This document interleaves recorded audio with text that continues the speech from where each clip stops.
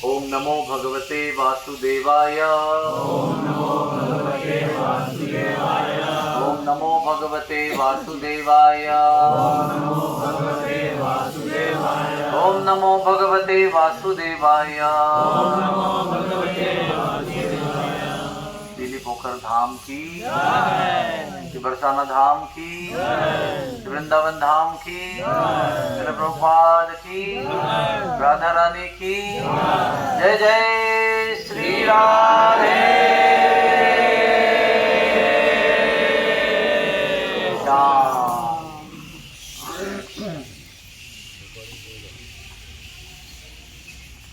सबसे पहले मैं ये हिंदी की इंग्लिश बताऊं?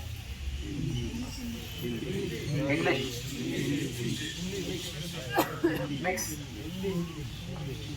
हिंदी हिंदी तो गुरु महाराज का ऐसा आदेश है और ये उनकी शिक्षा है हमारे लिए कि ये जो करताल, मृदंग, ये स्पीकर, ये कलयुग के डीटीज हैं, ये स्वयं बलराम जी हैं।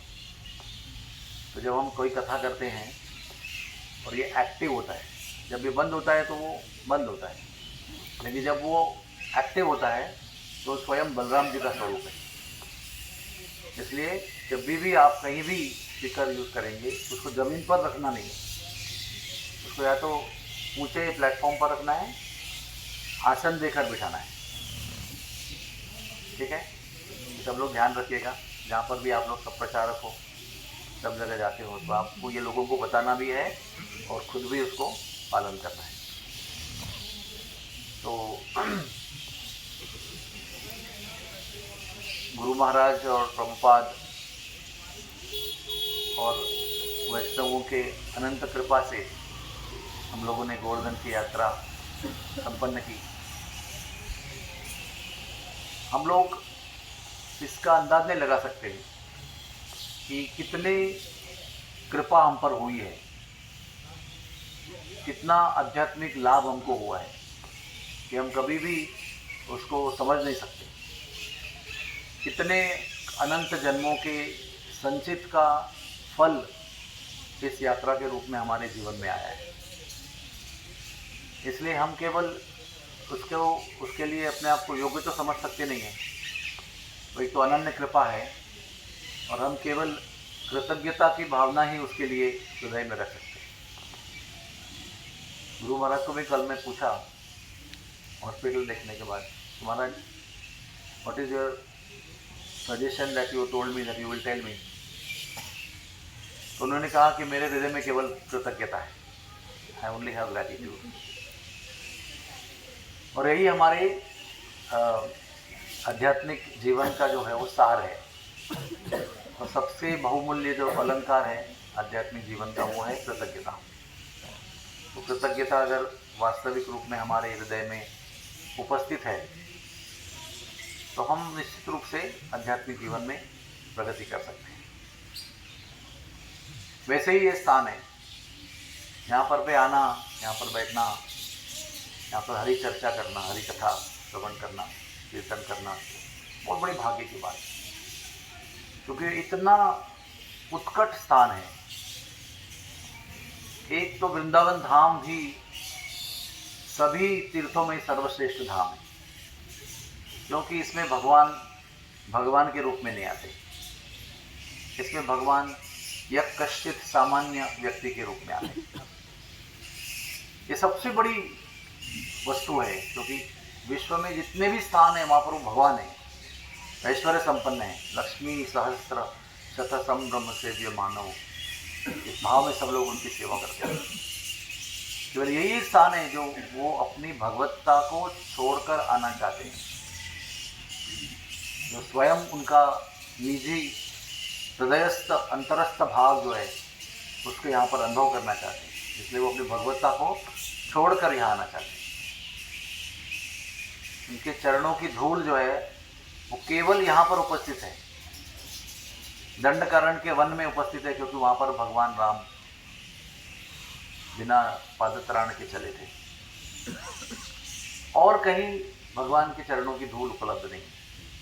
क्योंकि भगवान का तलुओं का स्पर्श जमीन कोई होता ही नहीं है। ऐश्वर्य भाव में या तो रत्नों से भरा हुआ पादत्राण पहनते हैं, या तो रथ पे बैठकर चले जाते हैं, या हर जगह पर मखमल बिछाया रहता है, तो भूमि का कहीं संपर्क नहीं होता है। इसलिए जब प्रभु ने मथुरा में जन्म लिया, वसुंधरा देवी बहुत प्रफुल्लित हो गई थी कि अब मेरे वक्षस्थल पर श्री ठाकुर जी के चरण कमल पड़ेंगे तो मेरा वक्षस्थल अलंकृत हो जाएगा। ये पृथ्वी देवी की भावना थी। तो जो वृंदावन क्षेत्र है उसमें सभी संत लोग, देवता लोग, ऋषिगण, मुनिजन सब लोग भगवान के चरणों की रज लेने को आते हैं,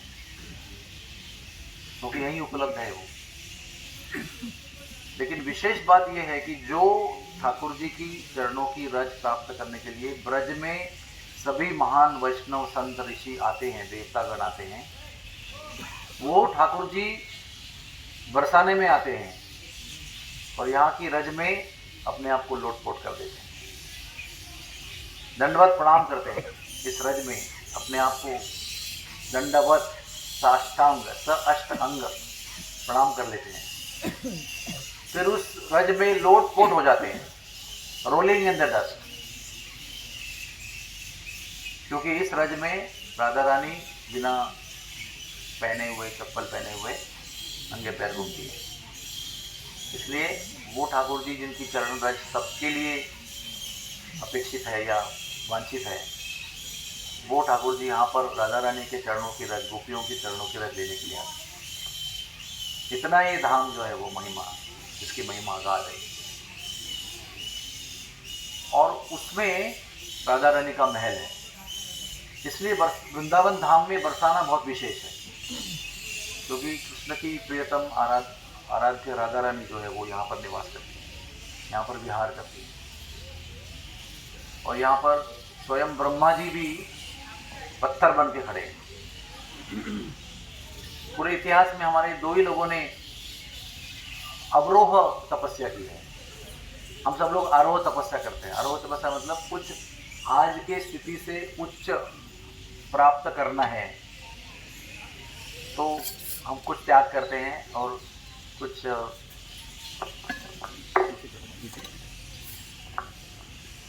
आज की स्थिति में कुछ प्राप्त करना है जो आज से ऊंचा है।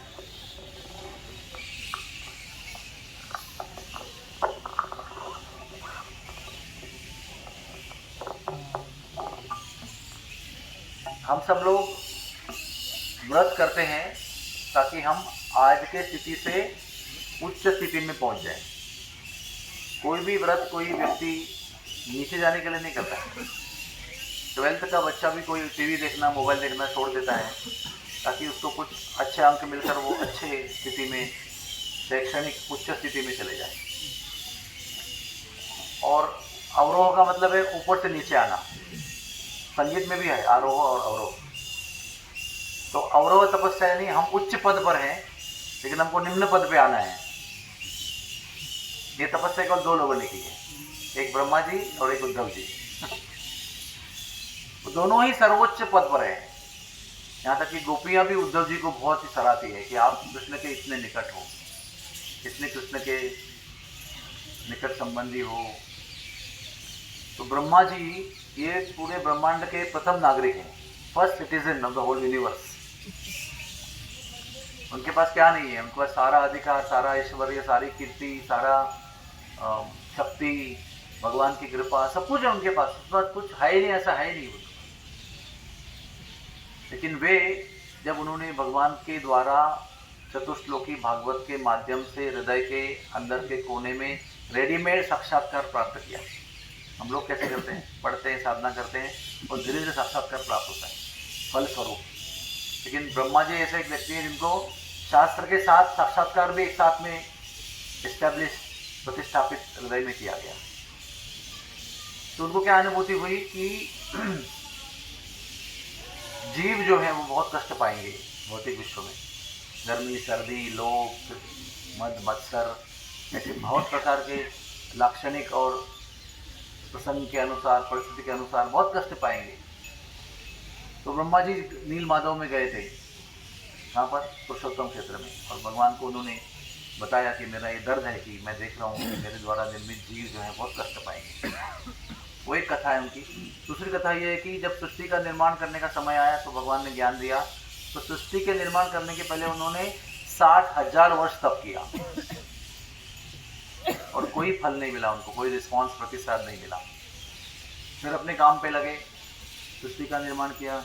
सत्ययुग पहले उनके पहले सत्ययुग के पहले 60,000 साल की मैं बात कर रहा हूँ। फिर उस सत्ययुग के अंतिम 60,000 साल दोबारा तप किया। सत्य के कितने साल होते हैं? 17,96,000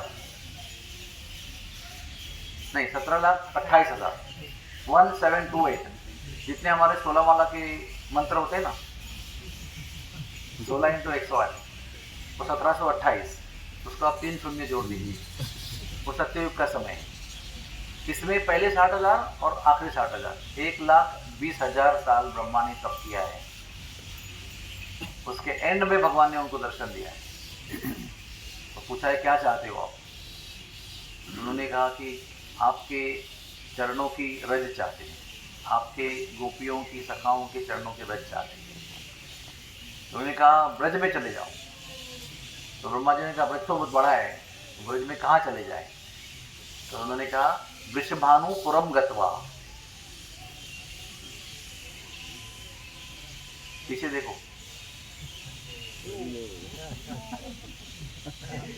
ये केवल ब्रज में ही हो सकता है, मुंबई में नहीं देखेगा आपको ये सीन। तो उन्होंने कहा ममोपुरी क्रीड़ा करिष्यसि, आप मेरे ऊपर क्रीड़ा कीजिए।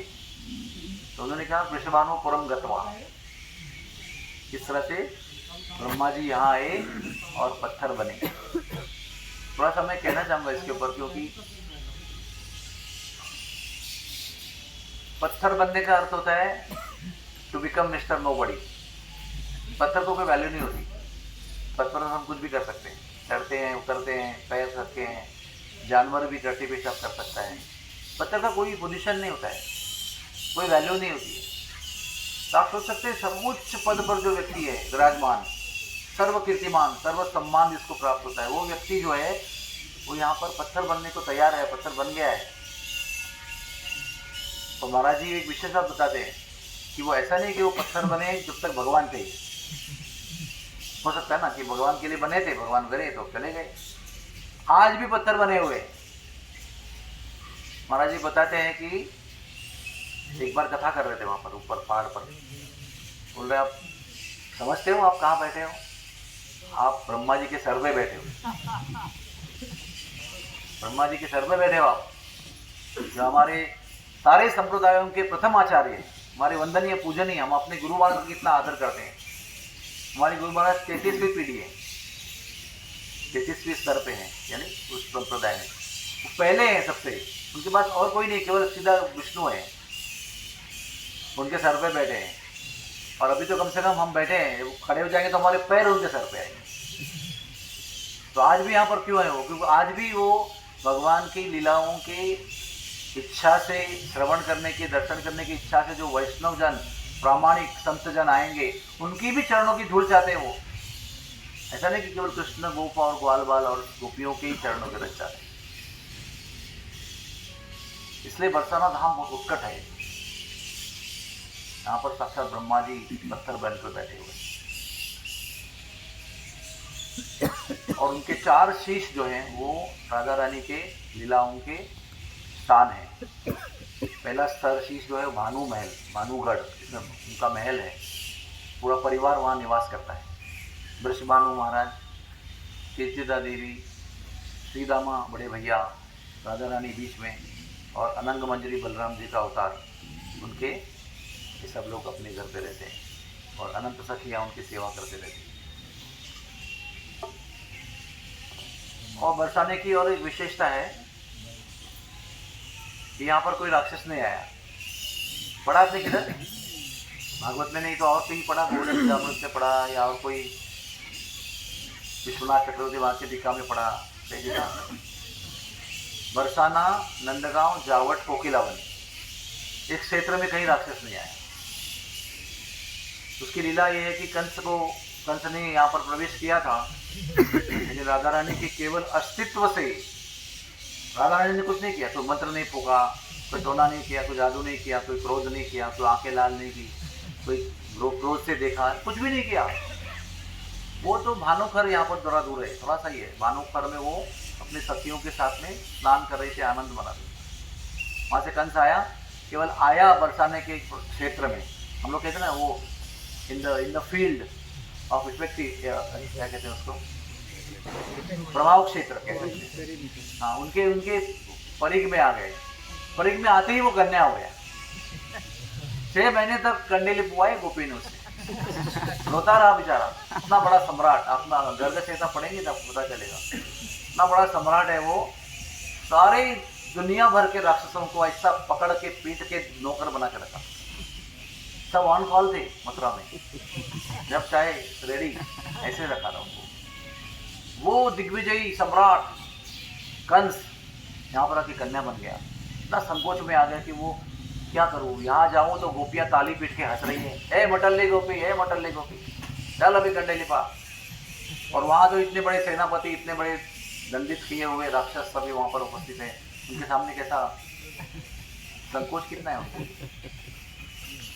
6 महीने कंडे लिपवाने के बाद में वहाँ पर राधा रानी ने उंगली उठाकर धमकाकर चेतावनी देकर बता, दोबारा आओगे तो परमानेंट कन्या बना दूंगी।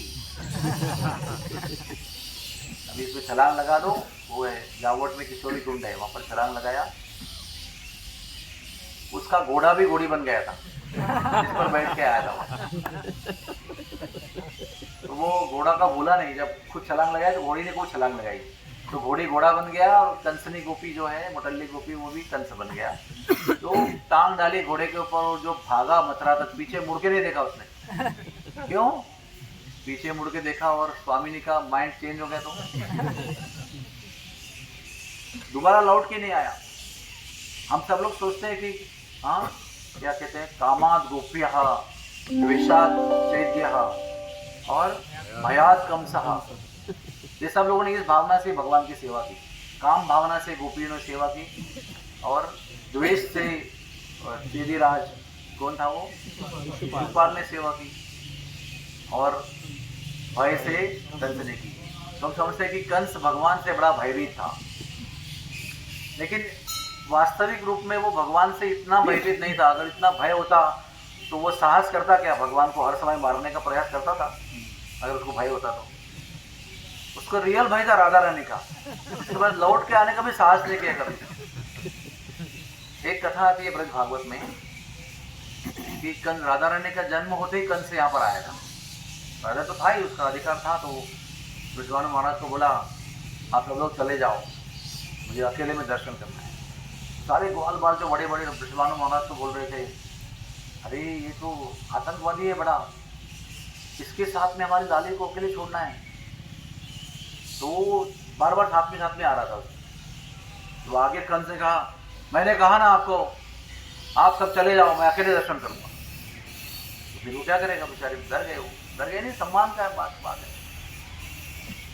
जैसे ही पापा विश्वानु महाराज बाहर चले गए और कंस अंदर चला गया, तो राधा रानी ने एक ऐसी लात मारी कंस को कि वो खिड़की के बाहर से जो उड़ा वो मथुरा में जाके गिर गया। और इतनी जोर से आवाज आई, वो आवाज सुनकर सारे गोप ग्वाल बाल अंदर घुस गए। तो देखा कंस जो है वो खिड़की के बाहर से हवा में उड़ रहे।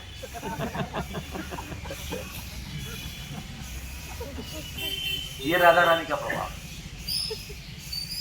दोबारा लौट के नहीं आया, कोई राक्षस भी नहीं आया। इसका अंतरंग कारण यह है कि यहाँ पर जो प्रेम लीलाओं का मंचन कहो या प्रदर्शन कहो या जो भी होता है, whatever loving pastimes are exhibited here, performed here, उसमें ना राक्षसों के आने का व्यवधान नहीं हो सकता है। ऐसी लीलाएं यहाँ पर होती है कि इसमें राक्षस आके इंटरप्ट नहीं कर सकते। बाकी गौचारण में इंटरप्ट हो सकता है, वो आते भी हैं, इंटरप्ट होता भी है, बीच में वो मारते हैं, फिर स्नान करते हैं, फिर भोजन को बैठते हैं, वो सब गौचारण में होता है।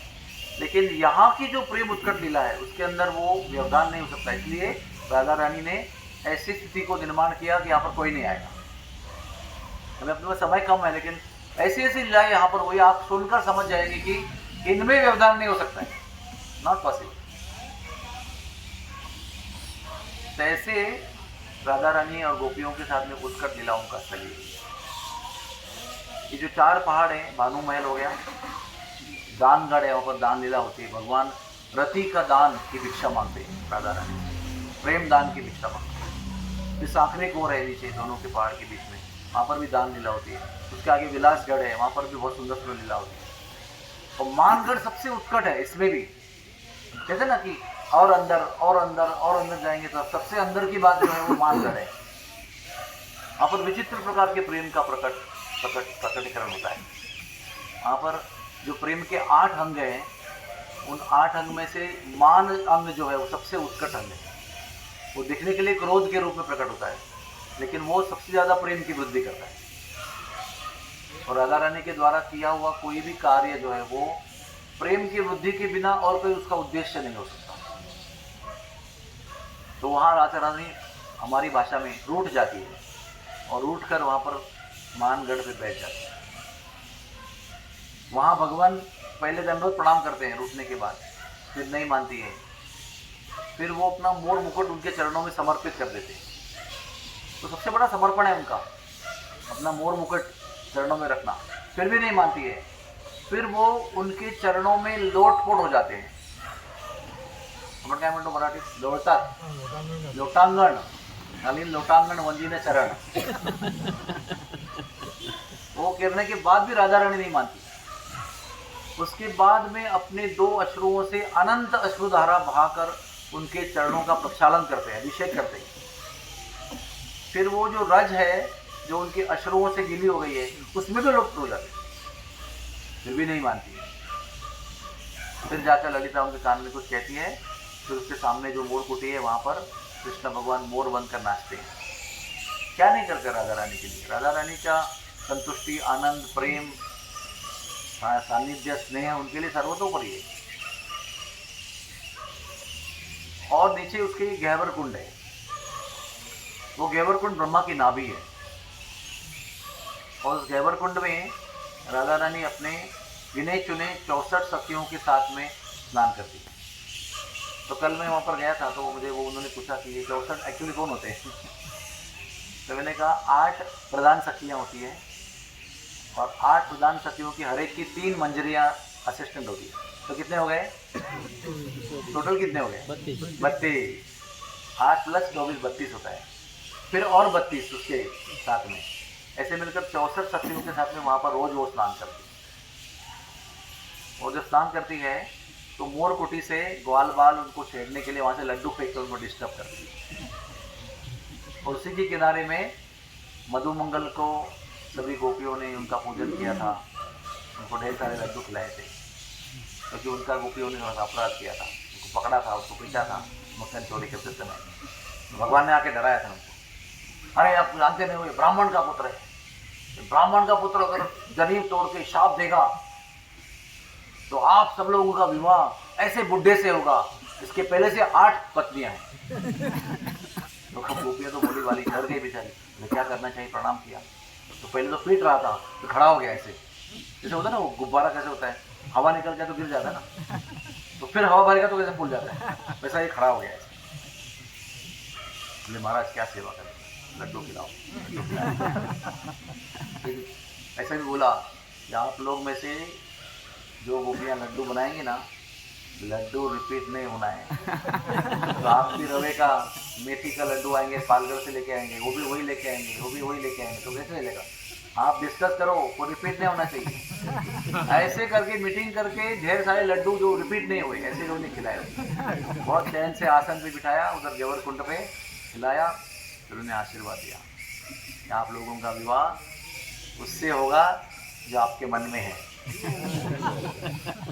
और सब गोपियों ने सर नीचे किया शर्मा के। जैसे ही उनके प्रियतम की हृदय के स्वामी की उनको याद आई तो वो शर्मा गई, उन्हें सर नीचे कर दिया। फिर वो सांकरी को रहे उधर, यहाँ पर एक ही आदमी का रास्ता है, एक दिशा में एक व्यक्ति एक बार जा सकता है, दूसरा नहीं जा सकता है। यहाँ से कृष्ण आते हैं, रोकते हैं उनको, वहाँ से गोपियाँ आती है, उनको रोक देते हैं। बहुत लंबी कथा है, मटका फोड़ देते हैं। वहाँ पर एक चिकना मटका भी है, अभी भी आप फिसल जाएंगे उसको, सफ़ेद रंग का कीला है, जहाँ मटका गिरा था, और वहीं पर हथेली से कृष्ण भगवान ने काटा था उसको। और ब्रह्मा जी है तो पत्थर रूप में, लेकिन साक्षात सतर्क भावना से सब लीला देख रहे हैं। तो जब ये लीला देखते हैं, चरणों का स्पर्श प्राप्त करते हैं, कृपा प्राप्त करते हैं, तो पिघलते भी हैं, वो डोलायमान हो जाते हैं, बिकम एक्सटैटिकली फ्लोइंग। तो कृष्ण के चरणों को मुलायम, जो चरण उनकी कमल है जो मक्खन से भी मुलायम है, उनको इतना सा भी कष्ट नहीं होता है। जहाँ चरण रखे वहाँ मुलायम, जहाँ चरण रखे वहाँ मुलायम। तो जब मक्खन गिरा तो वो पत्थर जो है वो भाग हिस्सा भी डोलायमान था। जब हाथ से हथेली से चाटा तो हथेली के भी चिन्ह निर्माण हो गए, मटके का भी चिन्ह है, हथेली का चिन्ह है। फिर एक बार उनको पकड़ कर गोपियों ने अरेस्ट किया था, तो जो फेटा पहना था वो खींच लिया ना, अभी अपमान के रूप में, यानी क्या कहते हैं उसको, जिसको हम परास्त करते हैं, जिसको हम वश में कर लेते हैं, उसका ऐसा कुछ कर देगा कि उसका मान हानि हो जाए। तो फेटा खींचना किसी का, ये मान हानि है। फेटा उतारना, उत्तरीय उतार देना, धक्का देना, ये सब काम गोपियाँ करती हैं। तो जो उतारा हुआ फेटा है वो लेकर उसको घसीट के ले जाते हैं, तो वो उतारा हुआ फेटे का भी चिन्ह है उधर, जो ऐसा ले जा रहे हैं उसको। कृष्ण वहां पर असहाय होते हैं। सब जगह पर जब संकट आता है तो सब ग्वाल बाल क्या बोलते हैं, कृष्ण कृष्ण महाभाव बचाओ, कृष्ण बलराम बचाओ। तो कृष्ण बलराम आते हैं, बचा देते हैं सब जगह ब्रज में। और यहाँ पर सारे ग्वाल बाल की चोटियां बंधी हुई है पत्थर से, और सारे ग्वाल बाल बोल रहे हैं कृष्णा बलराम बचाओ, कृष्ण बलराम बचाओ, फंस गए हम, फंस गए यहाँ पर। तो वहां से आवाज आती है, मधुमंगल सीधा माँ बचाओ। अरे ये तो कृष्ण बलराम की आवाज है, जिनसे हमको अपेक्षा है कि बचाएंगे, वो खुद ही पुकार रहे हैं, बचाओ, सबका नाम ले रहे हैं, मधुमंगल, अर्जुन, क्या नाम बताओ आप, हाँ, सुबल, उज्जवल, तो कृष्णा, लेकिन वो भी पुकार रहे, ये भी पुकार रहे, अच्छी जुगलबंदी हो रही।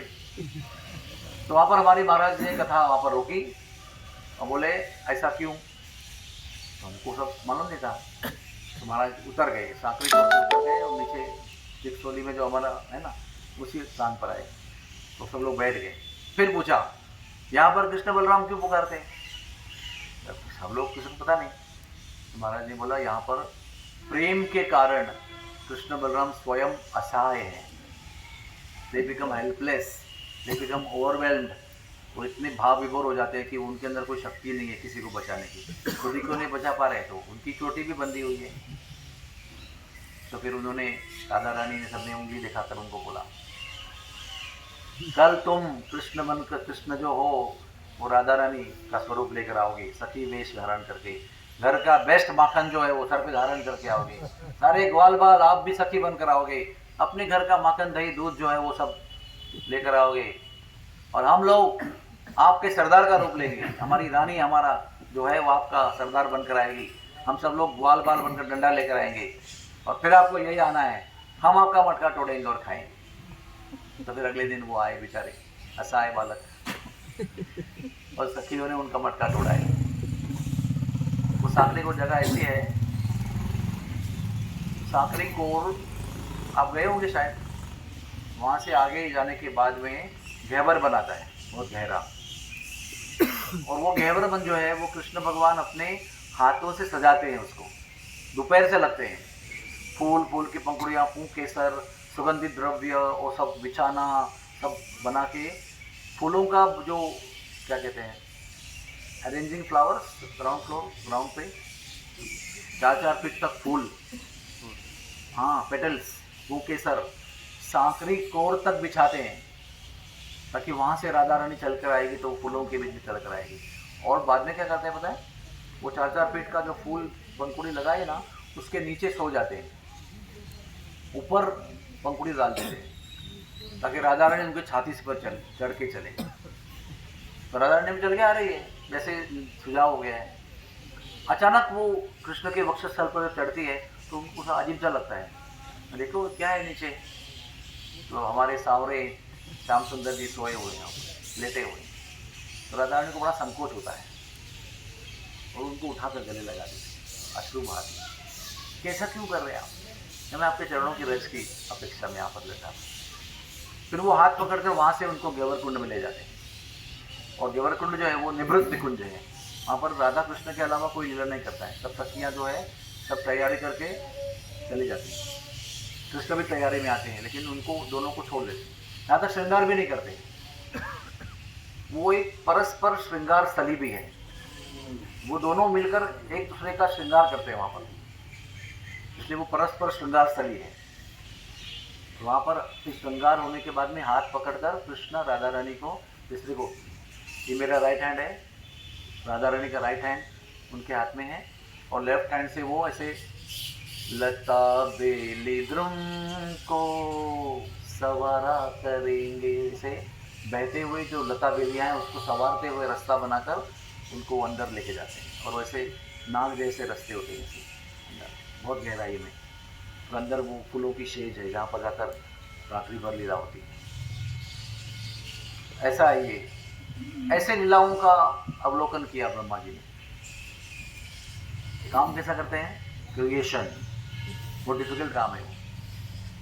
कि हृदय के अंदर के कोने में राधा रानी के परम भक्त हैं, इसलिए भगवान ने उनको इतना मौका दिया ना, सब चिरंतन लीलाओं को अवलोकन करने का मौका दिया।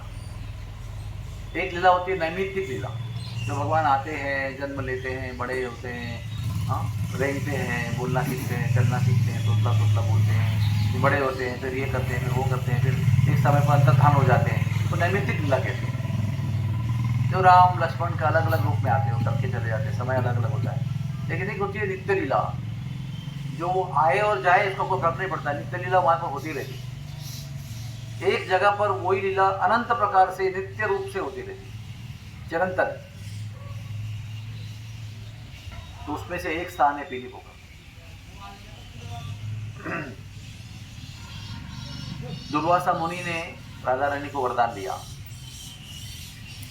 क्योंकि राधा रानी ने उनको मिट्टी खिलाई ब्रज की, लेकिन राधा रानी ने मिट्टी खिलाई, लेकिन वो उनको इतना सर्वोत्तम दैवी खीर खाने का अनुभव हुआ जब उन्होंने मिट्टी खिलाई उनको। क्योंकि वो खेल खेल में घरकुल खेलते हैं ना हम लोग, घर घर खेलते हैं बच्चे, तो उसमें वो सभी मट्टी का ही था। मट्टी का चूल्हा, मट्टी का बर्तन, मट्टी का व्यंजन, मट्टी का सब कुछ मट्टी था। आखिर वाली जो बनकर खीर आई वो भी मट्टी ही थी, लेकिन वो खीर वो खेल खेल में। तो राधा रानी ने कहा, अरे बाबा इतना क्रोध क्यों कर रहे हो, इतने आंखें लाल लाल करके शाप देवे की जलावे की बात कर रहे हो, बोले खीर तो खा लो। तो खीर खाई उन्होंने, तो उनको ऐसा परम आनंद आया, रोमांच आए, अश्रु बहे। तो उन्होंने वरदान दिया, तुम्हारे हाथ से जो बनेगा वो अमृत से भी अधिक स्वादिष्ट होगा। जो भी तुम्हारे हाथ से खाएगा, जो भी खाएगा वो रोग से मुक्त हो जाएगा और सदा विजयी रहेगा। थोड़ा सा इसको टू होता है, जरा कम करो। तो खाने वाला व्यक्ति सदैव विजयी रहेगा, रोग मुक्त रहेगा, और क्या बोला मैंने? अमृत से अधिक स्वाद होगा। ध्यान से सुनिए, हाँ मैं सब एकदम संक्षिप्त रूप में कंप्रेस्ड जिप फाइल बना रहा हूँ, क्योंकि समय सा हमारा लिमिटेड है। उसके बाद ये खबर जो है ब्रज में जो भी होता है ना, आज भी गांव में ये स्थिति है। जैसे इनका नवसारी गांव है ना, तो घर में कुछ हुआ ना वो पूरे गांव में पता चलता है, आप छुपा ही नहीं सकते। कोई आया ना समझो इनके घर पे मुंबई से, तो पूरे गांव में खबर फैल जाती है कि कोई मुंबई से आया है। उस प्रकार से राधा रानी को इतना बड़ा वरदान प्राप्त हुआ, तो पूरे ब्रज में पता चल गया। तो निश्चित रूप में यशोदा को पता चल गया। तो वो एक उत्सव हुआ, यहाँ पर एक बड़ी लंबी कथा है। वो उत्सव में वो आए, नंद महाराज यशोदा माई विश्वानु महाराज के घर पर आए, और वो बहाना ढूंढ के उन्होंने, राधा रानी उस समय ना अपने हजारों सखियों के साथ में नेतृत्व में हजारों व्यंजन बना रही थी एक साथ, अनेक चूल्हों के साथ, इतनी सी लाली छोटी सी। वो यशोदा ने जाके वहां पर दर्शन किया उसका, इतनी मग्न थी, उसको पता भी नहीं कि यशोदा रानी देख रही है, इतनी मग्न था, सबको गाइड कर रही है, सब सारे चूल्हों पर कैसा चल रहा है उसको कोऑर्डिनेट कर रही है।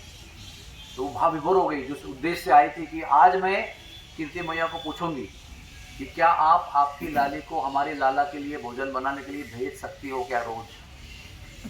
तो उस समय ये प्रसंग के बहाने साहस किया, मैंने तुरंत हाँ कर दिया। वहाँ से रोज राधा रानी का नंदगांव में आना जाना आरंभ हो गया। और कहाँ पर भोजन बनाने के लिए व्यवस्था की यशोदा रानी ने? पावन सरोवर पे एक घाट है, यशोदा घाट, वहाँ पर माता ने एक मीठे पानी का कुआं बनाया और रसोई की व्यवस्था की। और वहाँ पर राधा रानी अपने सखियों के साथ में कृष्ण के लिए रोज कलेव यानी बाल भोग, राजभोग सब कुछ बनाती थी और शाम को लौट के आती थी। और एक भोग समझे आपने ब्रेकफास्ट बनाया और बाद में लंच बनाने के लिए बीच में गैप होता है ना थोड़ा सा, ब्रह्मचारी लोग कपड़े पर धोते हैं, अपना थोड़ा धो जाते हैं, जपा पूरा करते हैं, पढ़ लेते हैं, फिर वापस आते हैं किचन में, है ना। हमारे महाराज जी भी वृंदावन नाथ मंदिर में ऐसा ही करते थे, बीच समय में जपा करते थे, भागवतम पढ़ते थे चल के भागवत के। तो बीच में आराम करने के लिए जगह चाहिए, इसलिए विश्वानु महाराज ने पावन सरोवर के किनारे पे एक बहुत बड़ा महल बनाया ताकि राधा रानी बीच में विश्राम करे। आज वो महल अपनी नजरों से ओझल है। तो एक दिन बहुत भाव में आ गई। वो भागवत गीता में श्लोक है ना, ध्यायतो विषया पुंसा, तो ध्यान की बात कर रही है ना उसमें। ये ध्यान की नहीं बात हो रही है, ये दिख भी रहा है उनको। राधा रानी जो है वो रोज आ रही है, रोज भोजन बना रही है, रोज खिला रही है, रोज कृष्ण खाते हैं उसको, रोज आनंद पाते हैं, ताने भी मारते हैं, रोज भगवान बहुत नाटक करते हैं खाते खाते। राधा रानी खिड़की से देखती है इनको भोजन बनाते खाते समय, देख रही है कैसे अच्छा लग रहा है। जब उनको पता चलता है कि राधा रानी खिड़की से झाँक रही है तो कहते कौन खाएगा इसको, इतना बेकार भोजन कौन खाएगा। ऐसे राधा रानी को खिंचाते हैं। फिर राधा रानी नाराज हो जाती है, फिर यशोदा बोलती है नहीं वो तो बहुत नटखट बालक है, वो बहुत आनंद से खाता है, बाप नहीं देते भी इतना सब खाया, मांग मांग के खाया, आप आए तो पूरा बोला कि पेट भर गया, तो बोला नहीं चाहिए। इतना प्रेम से इतना स्वादिष्ट भोजन बना रही है रोज, तो उनको लगा कि रोज का आना जाना, रोज का आना जाना क्या है, इसको ये रखा जाए। लेकिन वो धारस नहीं हो रहा है ना अभी तो एक मांग पूरी मांग की है, अब दूसरी मांग करने के लिए कोई प्रपोजल करना पड़ेगा ना, थोड़ी अपने आप कर सकते। लेकिन भाव तो भाव होता है ना, भाव थोड़ी लोकल जो नियम शिष्टाचार उसको पालन करता है। भाव तो भाव जब आता है तभी सब शिष्टाचार फेल हो जाते हैं। तो एक दिन भाव इतना उत्कट स्थिति में गया कि राधा रानी को देखकर रहा नहीं गया, इसको जाके गले लगाया, उसको इतना आलिंगन दिया। राधा रानी को इतना आनंद हुआ कि मैया मुझे गले लगा रही है। इतनी भाव विभोर हो गए, दोनों अश्रुओं ने दोनों के दिव्य देह को सिंचित कर दिया। फिर वो और भाव बढ़ गया, तो तुरंत रसोई में गई, हल्दी लिया और राधा रानी के हाथ को मल दिया, क्योंकि मन में तो वो भाव था ना कि भाई मेरी बहू बन जाएगी। और भाव में थी वो, सब सखियाँ आई, वो भी भाव विभोर हो गए कि सबके मन में तो यही था कि ये होना चाहिए। उनको भी था मन में कि कैसे बात करें इसके बारे में, संकोच हो रहा था। तो ये अपने आप हो गए, सब लोग खुश हो गए। वहाँ से निकली तो मानो उस दिन जब निकले ना वहाँ से, तो राधा रानी और गोपियाँ जो है ना वो पैदल नहीं आई, वो हवा में उड़ते हुए आई। जब आप बहुत खुश होते हैं, आपको पता नहीं चलता है कि आप गोवर्धन में चल रहे हो, कहाँ चल रहे हो, ऐसा था कि हवा में उड़ते। जैसे हमने एक बार महाराज के साथ में डांसिंग करते हुए परिक्रमा किया था गोवर्धन का, हमको पता ही नहीं चला 22 किलोमीटर कैसे खत्म हो। Dancing all through out 22 kilometre. अभी मेरे दृष्टि आंखों के सामने चंद्रशेखर स्वामी, चंद्रमौली स्वामी, राधानाथ स्वामी और बहुत सारे सब लोग विराज महाराज डांसिंग। तो वो दिन तो राधा रानी और गोपियाँ हवाई जहाज से आई। और ये जो है ना, ये पीली पोखर का एरिया जो ना, ये बरसाने का बॉर्डर है। यहाँ थोड़ा सा आगे गाजीपुर है, प्रेम सरोवर, उसके बाद बरसाना सीमा शुरू होती। तो बरसाने की सीमा में आए तो उनका हवाई जहाज लैंड हो गया, यानी they became grounded with the reality. अरे बाप रे, बनाया भेजा था भोजन बनाने के लिए और हम लोग सगाई करके लौट रहे हैं। ये आप जानते हैं सब लोग, भारतवर्ष में हल्दी लगाना किसी बुजुर्ग औरत का, किसी जवान अविवाहित कन्या के हाथ में हल्दी लगाना, अर्थात मैं आपको भविष्य में आप बहू के रूप में स्वीकार कर रही हूँ मेरे पुत्र के लिए। यही हो गया ना पूरा भाव में। अभी बहुत चिंता हो गई, साधारण सखियों का हारी मैं भी क्या करूँगी। तो जब कोई समस्या होती है ना, तो मुकदमा ललिता के पास जाता है। ललिता इज दी पर्सन, उसको इतनी तेज है दिमाग से, और बुजुर्ग भी है, थोड़ी बड़ी है 27 दिन से। राधा रानी भी उसको बड़ी बहन गुरु मानती है, जो भी समस्या होती है सब गोपियाँ उनको पूछती है। अभी उनके साथ में है तो वो पूछते हैं क्या किया जाए, अभी माँ को क्या मुँह दिखाएं। यही हमारे शिष्टाचार है, माँ कहेगी यही शिष्टाचार है बरसाने के कि कोई युवा अवस्था में अविवाहित कन्या कहीं चले जाए और खुद अपने हाथ पीले करके लौट के आए, हाउ इट इज पॉसिबल। बहुत दुख हुआ कि बहुत डांट पड़ेगी, पता नहीं क्या होगा, क्या करे ललिता बताओ। ललिता ने कहा देखो इतना सुंदर प्रिया कुंड तुम्हारे पिताजी का तुम्हारे नाम से बनाया है, इसका नाम क्या था, प्रिया कुंड। आज भी इसको प्रिया कुंड के नाम से जानते हैं। इसमें हाथ धो लो आप, जो देखो चित्रपट है बहुत बड़ा बनाया हुआ है।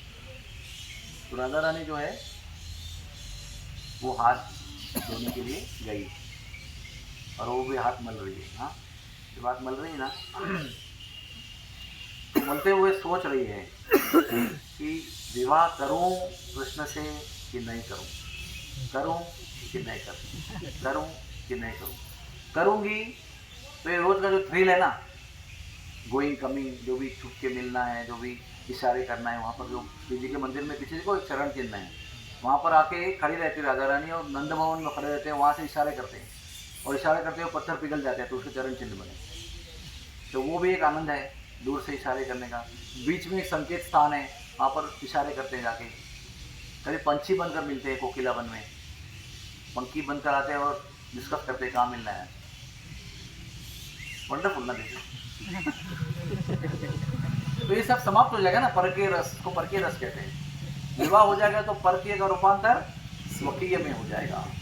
फिर ऑफिशियल है सब कुछ, मिलना जुलना बैठना, कोई परेशानी नहीं, कुछ पर मिलने की जरूरत नहीं है, साथ में बैठो साथ में खाओ कुछ भी करो। तो उसमें उतना आनंद नहीं जितना परकीय में है। तो वो विचार कर रही है स्वकीय परकीय, स्वकीय परकीय। वो सब हाथ का हल्दी कब का धुल गया उनको पता भी नहीं कि पूरा कुंड जो है वो पीला हो गया, लेकिन फिर भी वो मल रही है। तो ललिता कहती है क्या सोच रही हो, कुंड पूरा पीला होकर ओवर फ्लड हो गया है, अभी आप और मलते रहोगी तो पूरा बरसाने को वो बाढ़ आ जाएगी पीली पोखर में। तो फिर वो भाव से बाहर आती, तो भागो भागो भी संध्या का समय है, भी कोई आने के पहले आप भागो यहाँ। तो फिर वो किलकिलाते हुए कहते हैं, हमारे जो शिवराम महाराज बोलते हैं बहुत अच्छा सुंदर किल्लोल करते हुए यहाँ से वो लोग पर्वत पे चले। और नेक्स्ट मॉर्निंग में रोज की तरह सब लोग आए अपना प्रातः विधि करने के लिए, जो भी करते हैं जलाशय के पास। हर समय वो जो जल जो एकदम ट्रांसपेरेंट पारदर्शी स्वच्छ हुआ करता। आज सबने देखा कि वो जल पीला है।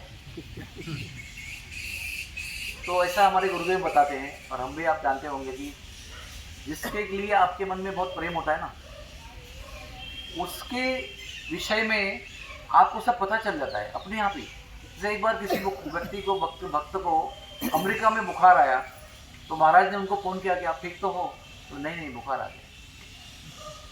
किशोरी माता जी के पिताजी का देहांत हो गया, तो महाराज ने पुणे यात्रा में पूछा कि आपके पिताजी ठीक तो है, तो पता किया तो चला गया कि वो गुजर गए।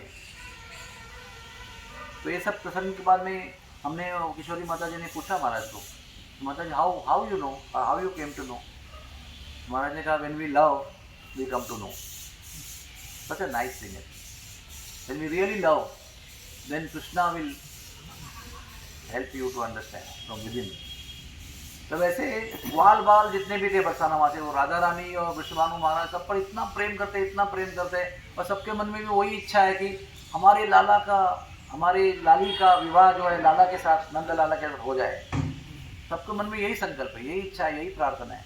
तो सुबह आए तो देखा अरे कुंड पीला कैसे हो गया। तो अपने आप उन्होंने कहना शुरू कर दिया कि राधा रानी रोज जाती है, माता बहुत भाव विभोर हो गई होगी, हल्दी लगा दिया होगा, आनंद में आ गए होंगे, यहाँ आके संकोच हो गया होगा और यहाँ पर हाथ धोए होंगे। अपने आप स्टोरी बना दिया और सब जोड़ दिया और एक पूरा ऐसा बना दिया कि होगा वो सब निकाल दिया और हुआ ऐसे बना दिया। यानी वो रोज जाती है, मैया ने हल्दी लगाई, वो आनंद से यहाँ आई और उन्हें यहाँ हाथ धोए, अर्थात यशोदा देवी ने वाग निश्चय कर लिया। भागे सब लोग ऊपर बाबा के पास, विश्वानु बाबा के पास भागे, बोले बधाई हो बाबा, बधाई हो, कीर्ति मैया बधाई हो। बोले क्या बधाई दे रहे हैं सुबह आके। अरे लाली की बधाई हो आपको, वाग निश्चय की बधाई हो। तो वो इतना संकोच हो गया। तो सोचो आप जरा, पूरा गांव आके चिल्ला रहा है। और आपको कुछ भी पता नहीं है, सुबह का समय है, आप बोलो व्यस्त होंगे कुछ करने में, अचानक पूरा भीड़ आती है और बधाई करते हैं और कहते हैं कि आपकी लाली की सगाई हो गई, हमने सुना लाली की सगाई हो गई। इतना संकोच की बात है, वो कुछ नहीं बोलते हैं, वो केवल राधा रानी की ओर देखते हैं in the mood off question.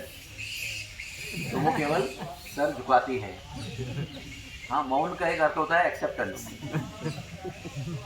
क्योंकि उनको पता नहीं माता पिता क्या दंड देंगे, डांटेंगे, क्या करेंगे, लेकिन माता पिता मन ही मन बहुत खुश हो जाते हैं और लाली को घर ले जाते हैं। बाद में पूछते हैं बताओ क्या हुआ, तो थोड़ा सा संकोच में रोते रोते बताती है, सोच सकते कि दंड होगा या यानी दंड देंगे, लेकिन वो बड़े खुश होते हैं। तो राधा रानी बहुत शांत हो जाती है, ठीक है सोच में आया। तो ये वो कुंड है जो राधा रानी ने अपने हाथ जोड़े। तो आचार्य सब लोग बताते हैं कि ये जो पीला रंग है वो क्या है, उसकी भी एक कहानी है।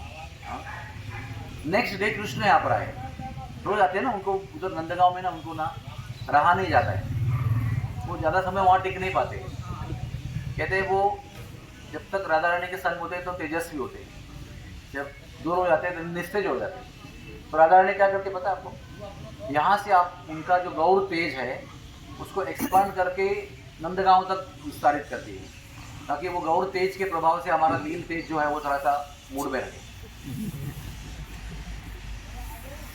तो वो रोज यहाँ पर ऐसे आते, बावड़े बनकर आते हैं, ऐसे खड़े हो जाते हैं। तो बाल पूछते हैं, अरे कहाँ है रोए, कहाँ कर रोए, बावड़ो है गए? नहीं कंकड़ बिन रो यानी राधा रानी आएगी तो बता नहीं किसके लिए कंकड़ बिन रहे, लेकिन मैं कंकड़ बिन रहा हूँ, ऐसे भ्रमित होकर यहाँ पर भटकते रहते। तो वो आ जाते हैं यहाँ पर और बाल भी संग है, तो पीछे रहते, वो आगे आते हैं। नहीं तो ट्रांसपेरेंट पारदर्शी कुंड था, वो पीला कैसे हो गया?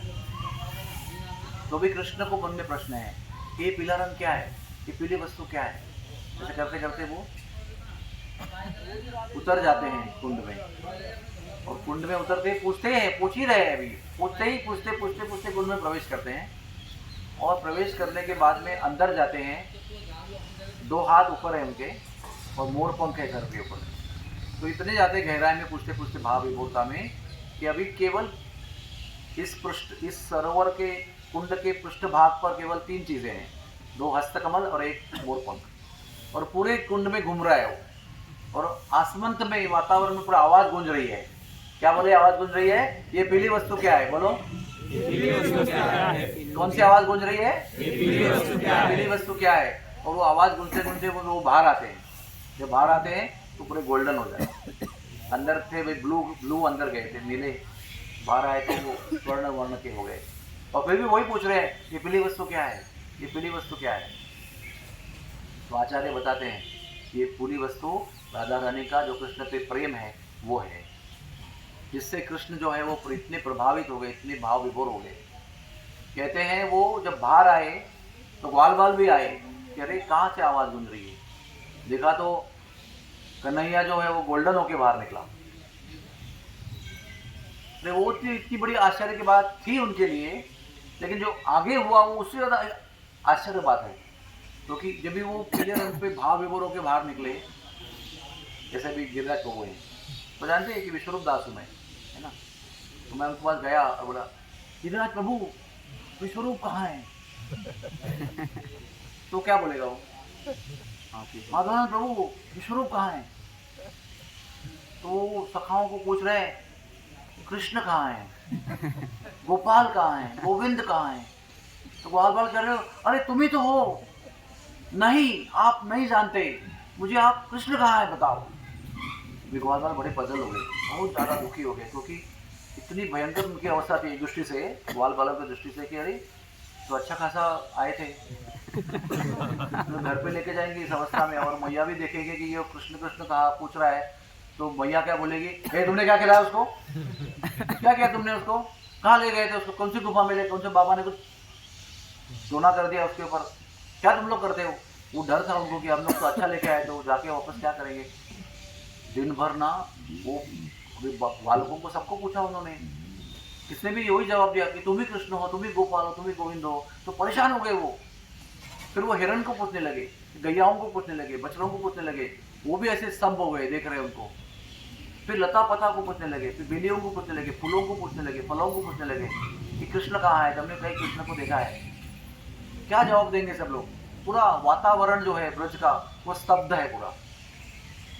कहते हैं वो जो पानी था ना पीले पोखर का, उससे वो सिंचित और गीले थे, और कुछ पूरे दिन के ऐसे प्रयास के बाद में वो पानी सूख गया।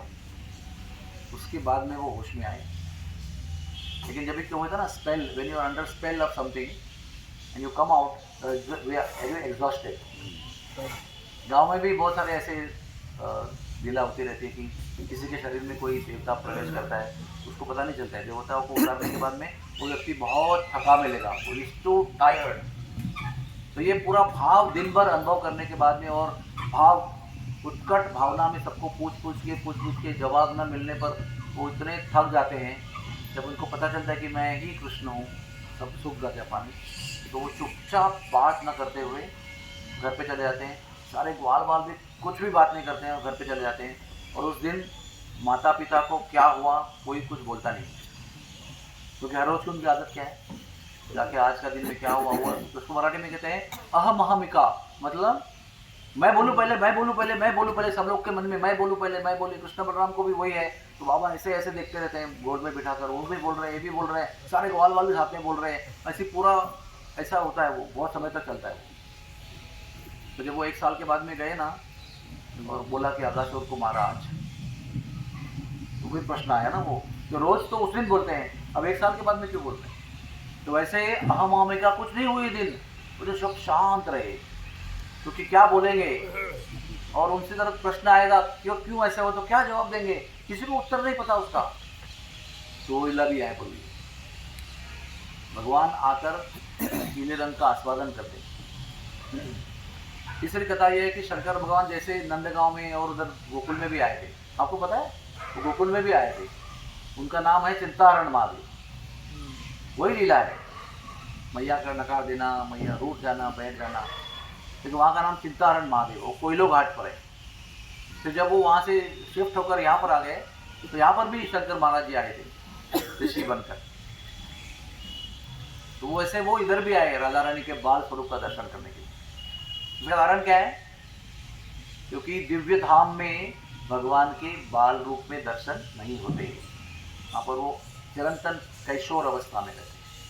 बाल रूप का दर्शन, जन्म लेना, रेंगना, तोतले बोलना, चलने को सीखना, बोलने को सीखना, वो सब धरातल पर होता है। इसलिए धरातल को स्वर्ग लोकों से भी श्रेष्ठ माना है, वैकुंठ से भी श्रेष्ठ माना है, क्योंकि यहाँ पर भगवान की मधुर से मधुरोत्तम बाल लीलाएं यहाँ प्रकट होती, वहाँ पर भी नहीं होती। तो इन लोगों को तो वहाँ पर भी प्रवेश है, नारद मुनि को, शंकर भगवान को, लेकिन वो पृथ्वी पर आते हैं जब ये बाल लीलाओं का प्रदर्शन करते हैं। तो राधा रानी के बाल स्वरूप का दर्शन करने के लिए शिवजी महाराज भी आए थे, और यहाँ पर इसी कुंड के किनारे पे राधा रानी जो है वो मैया की गोद में थी, और यहाँ पर शिवजी महाराज आए और दंडवत किया शिवजी महाराज ने सांपों के साथ। तो राधा रानी ने उनको वरदान दिया कि ये हो। तो वो जो मंदिर है वहाँ पर एक लंबा सा, वो है प्रियेश्वर महादेव।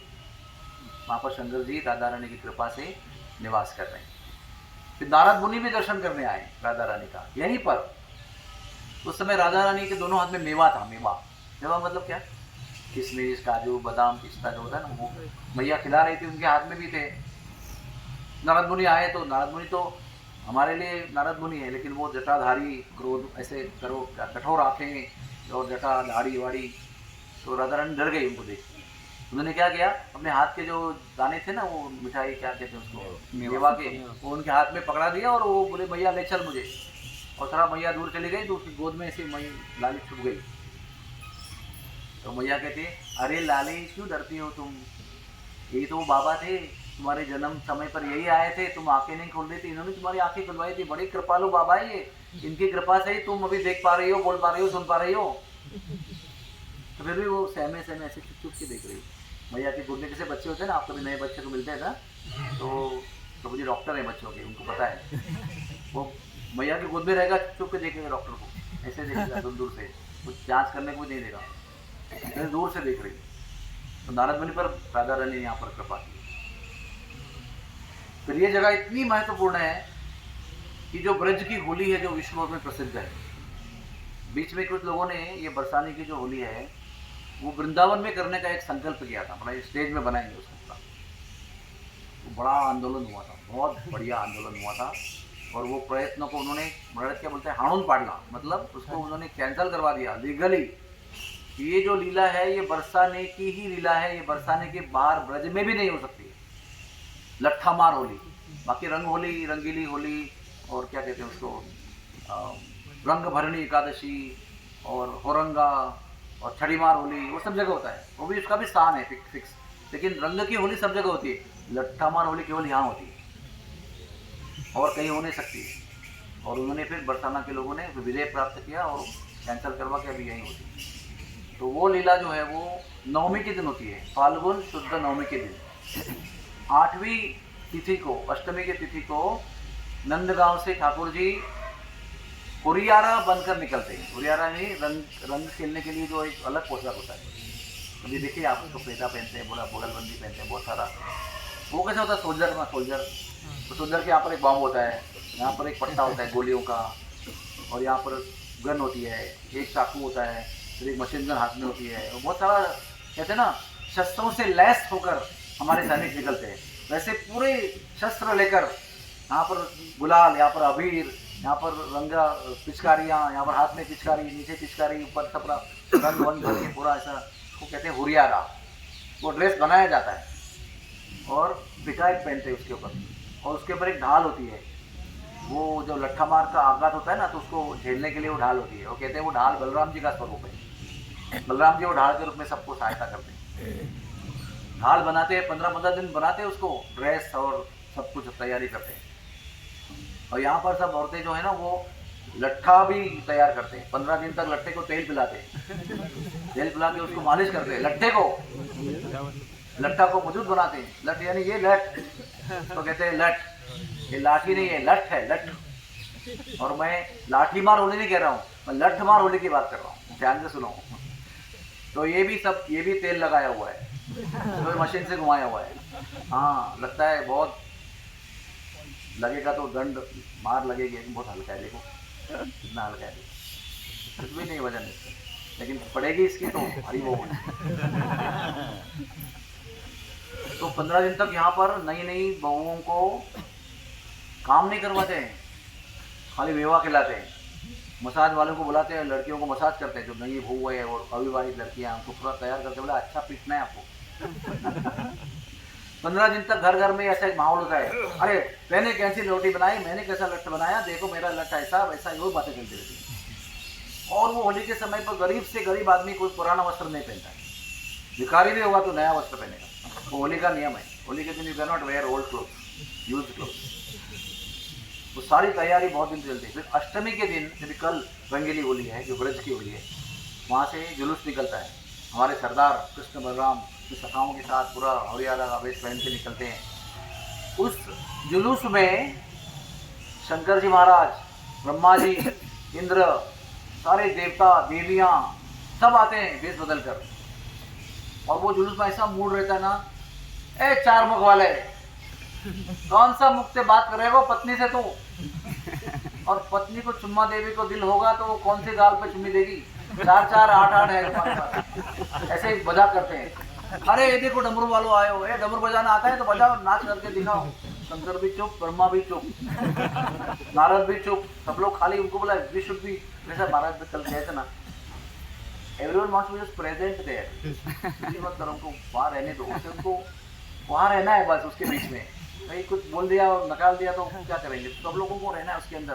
तो देवियाँ भी है, उसमें पूर्णमासी भी है, उसके अंदर माया देवी स्वयं है, उसमें सुखदेव है, नग्न अवस्था में पागल से नाच रहे हैं वो जुलूस के अंदर, और वो माया देवी उसको उठाकर अपने गोद में लेके नचा रही है सुखदेव जी को। सोचो शंकर जी का वहाँ पर ऐसा मजाक उड़ाया जा रहा है, कुछ नहीं बोल रहे हैं, बोले नाचो तो नाच के दिखा रहे हैं, डोंट किक अस आउट, बस that's all, whatever you want will do. तो वो जुलूस यहाँ पर आता है। लेकिन मैं इसकी पहले की बात बता रहा हूँ, अभी कल जुलूस आने वाला है नवमी के दिन, और अष्टमी के दिन वहाँ से एक पांडे ब्राह्मण आता है, पांडे ब्राह्मण तो कहते हैं पांडे लीला। तो वो यहाँ पर आते हैं और वो यहाँ पर गोपियाँ उनको मिलती हैं, तो वो न्योता देने के लिए आती है कि हमारे सरदार जो है वो आपको बताने आ रहे हैं कि हम आएंगे कल होली खेलने के लिए, न्योता देने के लिए आ रहे हैं। तो बेचारा ब्राह्मण है, ब्राह्मण तो बहुत नम्र और कोमल होता है ना, तो बहुत सखियाँ बहुत ढीठ होती है, बहुत उद्दंड होती है, तो वो सब सखियाँ घेर कर ब्राह्मण को वही रंग से धो देती है पूरा, कंप्लीट ड्रेंच। ब्राह्मण बेचारा इतना संकुचित हो जाता है, वो क्या कहे बेचारा। आप कभी कभी पता नहीं आपको, कभी यहाँ पर आप लड़कियों से घिर जाते हैं ना, आप समझ में नहीं आता क्या करेंगे, आप होंगे आप पहलवान, लेकिन जब लड़कियों से घिर जाते हैं तो कुछ नहीं कर सकते हैं। तो बेचारा वो पूरा संकोच होके, उतने में राधा रानी नहीं थी उसमें, राधा रानी आती है और देखती है कि बेचारे ब्राह्मण पांडे को यहाँ पर इतना कष्ट दे रहे हैं लोग, आतंक कर रहे हैं उसके ऊपर, छुड़ाती है उसको, ए हटो यहाँ से। और ब्राह्मण से क्षमा मांगती है, ब्राह्मण देवता आप तो न्योता देने के लिए आए, हमारी लड़कियाँ बहुत उद्दंड है, क्षमा कर देना, और निकाल के उनको कृपा से उनको बाहर निकल। बोले चलो आपके सब कपड़े गीले हो गए, आप हमारे महल पधारो, तो आपको नए वस्त्र देंगे, आप ऊन वस्त्र से ऊन जल से स्नान करो। तो उनको बड़े प्रेम से सब गोपियों के आतंक से बचा घर ले जाती है, और घर ले जाकर उनको फिर ऊन सुगंधित द्रव्य डाला हुआ जल देती है, फिर वो स्नान करते हैं और नए राज वस्त्र देती है उनको, हाँ पिताजी की तरफ से, सिंहासन में बिठाती है, लड्डू पेड़ा सब खिलाती है। तो उसमें मैया आती है, अरे वो पांडे जो है न्योता देने वाला, वो श्री जी उसको घर पे लेके आए। उसको देखकर, होली का न्योता देने वाले ब्राह्मण को देखकर मैया को, कीर्ति मैया को इतनी खुशी होती है, अंदर भागती है और भर भर के लड्डू लेके आती है और पांडे के मुंह में भर देती है, एक एक करके मुंह में भर देती है।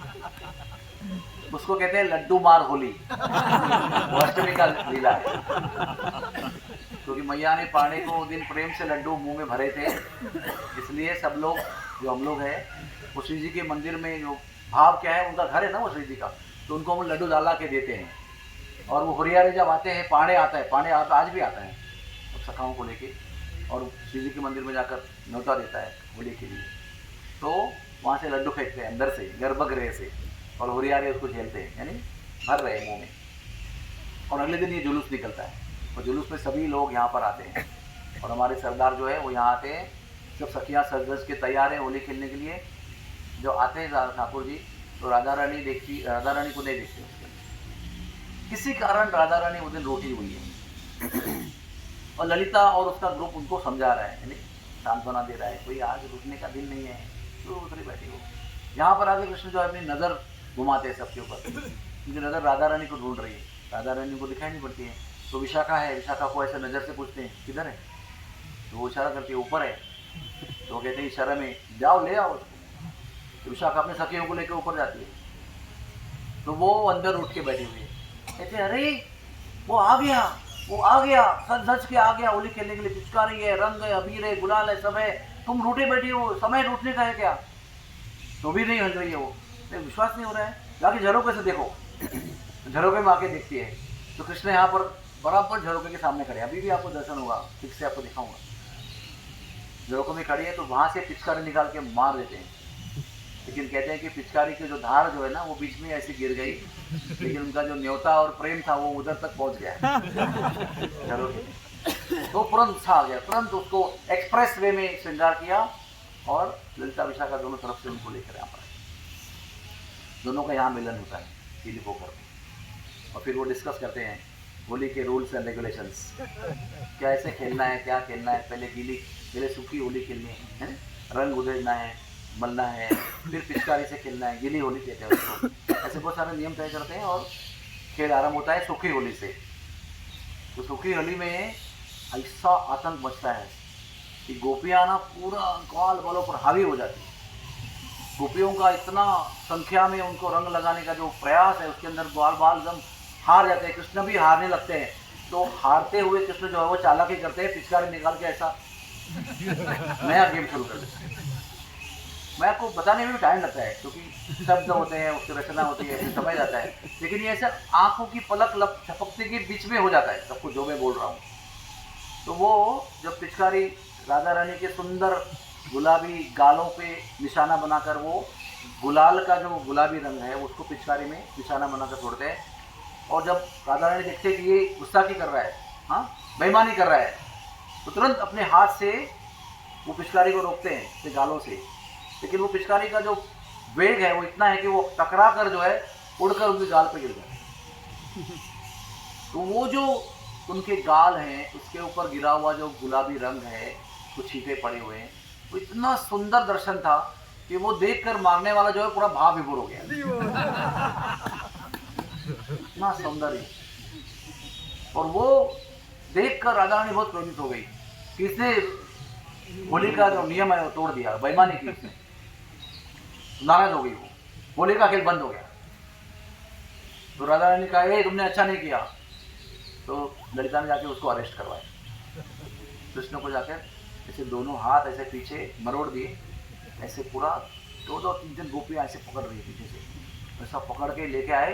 बोले क्या किया जाए इस गुनहगार का? बोले ललिता के पास मतलब मुकदमा किया जाए, ललिता के पास लेके जाते। क्या किया जाए? ललिता कहती है इस गुनहगार को, होली के गुनहगार को 3 दंड दिए जाते हैं। एक दंड ये है कि उसके मुंह पे काला पोता जाए। जनरली हम लोग क्या करते हैं, ऐसा मस्त ऐसा लेके लकीर खींचते हैं ना उसका ऐसा बढ़िया से। बोले 10 उंगलियों से आपको पोतना है, राधा रानी पोतेगी। और दूसरा ये है कि उसका जो उत्तरीय वस्त्र है उसको खींच लेना है, सील द उत्तरीय वस्त्र, यानी इंसल्ट। और तीसरा वस्त्र ये है कि पीठ पर गाली लिख के उसको भेजा जाए, आउट।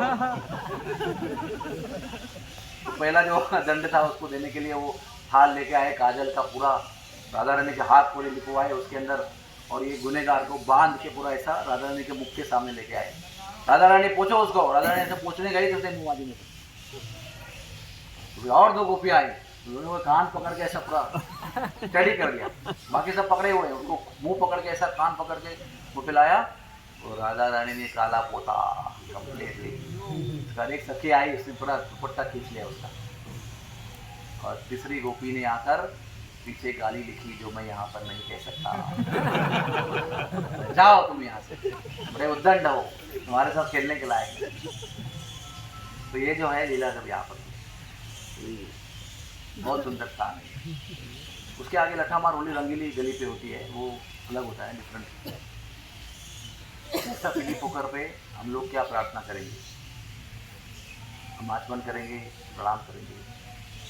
हमारे गुरुदेव आचार्य बताते हैं कि ये जो चटपटी लीलाएं हैं ना ठाकुर जी की, इसको एंजॉय नहीं करना चाहिए, या तो एंजॉय करने के दृष्टि से सुनना नहीं चाहिए, उसको ऑ एंड रेवरेंस, आदर सम्मान के सहित भावना से सुनना चाहिए। आनंद तो आएगा, आनंद को तो हम लोग ठुकरा नहीं सकते ना, आनंद हमारा स्वभाव है, आनंद लेना गलत नहीं है, लेकिन आनंद के लिए, अपने निजी सुख के लिए सुनना ये ठीक नहीं है। ये सेवा के भाव से सुनना चाहिए, ये सेवा के भावना से इस लीलाओं को सुनना चाहिए, तभी लीला का हमारी अवस्था में सबसे अधिक लाभ होगा। जब ठाकुर जी चाहे तो लीला में बुला लेंगे तो अलग बात है, अभी तो लीला में नहीं बुलाया, अभी तो भजन करने में हम लोग स्ट्रगल कर रहे हैं, जब में नींद आती है उसके साथ युद्ध चल रहा है हमारा। तो इसलिए जब जाएंगे तो स्पर्श करेंगे तो हम लोग भी ये प्रार्थना करेंगे कि ये पीली वस्तु जो है राधा रानी के प्रेम का जो सार है, वो भी इसका अंश हमें प्राप्त हो जाए, ठाकुर जी के लिए हमारे मन में प्रीति उत्पन्न हो जाए, ये जीवन सफल हो जाए। हरे कृष्णा कृष्णा कृष्णा हरे हरे, हरे राम राम राम हरे हरे।